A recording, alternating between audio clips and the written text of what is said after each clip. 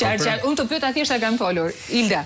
Atëherë, fakti që këtu do të vinë një po 2 misione faktmbledhëse, do të thotë që gjërat në këtë vend nuk janë mirë. Mirë, po jo vetëm që nuk janë gjërat mirë në Shqipëri, por mekanizmi monitorues që kanë pasur Parlamenti Evropian përmes vendeve anëtare, përmes Komisionit Evropian, delegacionit të BE-s këtu, këto nuk kanë funksionuar. Këtë pranon kjo. Pra, vendimi për të sjellë një mision do të thotë që ato raporte që kanë qenë deri tani kanë qenë të paplota. Ato fjalit që janë çuar për Shqipërinë kanë qenë përgjysëm, nuk kanë thënë të vërtetën e plot. Prandaj këto misione do të vinë këtu për të parë të vërtetën e plot siç është këtu. Dhe kjo e vërtet, me sa duket, sipas edhe EPP-s, edhe Komisionit të Jashtëm të Parlamentit Evropian, anon nga ajo që thot opozita shqiptare. Ka një përkim shumë interesant. Përpara disa ditësh më njëherë pas zgjedhjeve, këtu erdhi antimafia italiane. Erdhën prokuror finlandez që zgjerohet ai perimetri i shtrirjes së krimit. Nisi dosja për Toyota Auris në Belgjik. Ka disa shkrime që ku fokusohen të gjitha tek krimi organizuar, ose ashtu siç e quajnë antimafia italiane tek mafia shqiptare. Mirë, po çfarë thonë raportet e agjencive lisbatuese europiane? Që krimi organizuar shqiptar është oversize dhe quajnë ata. Pra është për tepër masave. Pra një trup i vogël si Shqipëria ka një shtrirje dhe forcë të tillë të krimit që nuk justifikohet dot me këtë trup, duke marrë disa individ që mund të quash organizata kriminale. Por kjo ndodh vetëm nëse këto kanë marrë në dispozicion portin, aeroportin, prokurorin, policinë, gjykatën, institucione, pra e kanë të shtrirë të gjithë të pushtet në të gjitha nivelet e qeverisjes në vend. Prandaj janë të tilla oversize pra të shpërmarrësuara. Dhe ky përkim i këtyre ngjarjeve që thash shkon bashkë me çfarë ndodhi me seancën e djeshme në EPP. Ishte seancë e posaçme që i kushtohet përsëri Shqipërisë, 3 seanca të posaçme, ku flet opozita shqiptare, është një ngjarje e jashtëzakonshme për Partitë Popullore Europiane. Kush ka qenë aty kaq shpesh dhe kaq dendur sa ne? Kjo do të thotë që ne jemi në fokus të vëmendjes.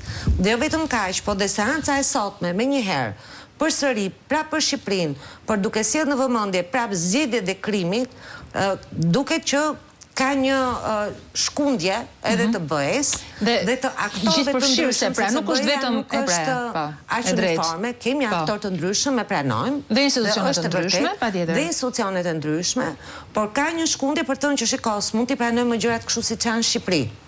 Dhe këtu kërkohet një shkundje. Dhe misioni faktmbledhës që do viti shikoj bashk edhe çështjen e krimit, edhe çështjen e zgjedhjeve, vë një pikpyetje të madhe për legjitimitetin e zgjedhjeve në Shqipëri. Pra nuk do të kalojë me lehtësi kjo çështje siç pretendon qeveria. Ndërsa për ato afrimin drejt Bashkimit Evropian, kjo është një prallë dhe një gënjeshtër kaq e madhe sa unë ju ftoj edhe ju si gazetar, kur të keni mundësi, a mund të pyesni qoftë edhe deputetët tanë parlament, po pyesni këto qeverisnjër që mburren. Kaluan 2 vjet Sonila në proces skanimi me Komisionin Evropian, apo jo? Edhe tha administrata jo shkëlqen sa përqind e legjislacionit shqiptar sot është në përputhje me BE. Asnjëri nuk di ta thot. Pra 2 vjet bën vetëm këtë gjë. Dhe nuk din ta thonë që për shembull nga 2000 ligje që duhet të ja shtive në mendje ti tani. Nesër ne po çojmë kamerën, sot janë ulur në ChatGPT, i kanë lexuar, i kanë zbardhur. Nuk e kanë pyetur dhe më përpara.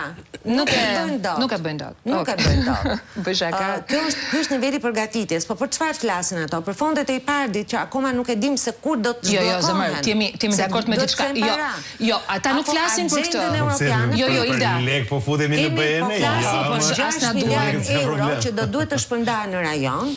Por ato janë kushtëzuar. Jo, Ilda, të bëj një parantezë këtu, të bëj, jo, sepse për ta, ja të them, sepse për ta, unë të paktën që kanë folur, jo vetëm me ta, po edhe me njerëz që janë mbështetës të pushtetit, pa i paragjykuar, ju pëlqen ky pushtet, ata të thonë tjetrën, sepse vetëm Edi Rama mund ta bëj.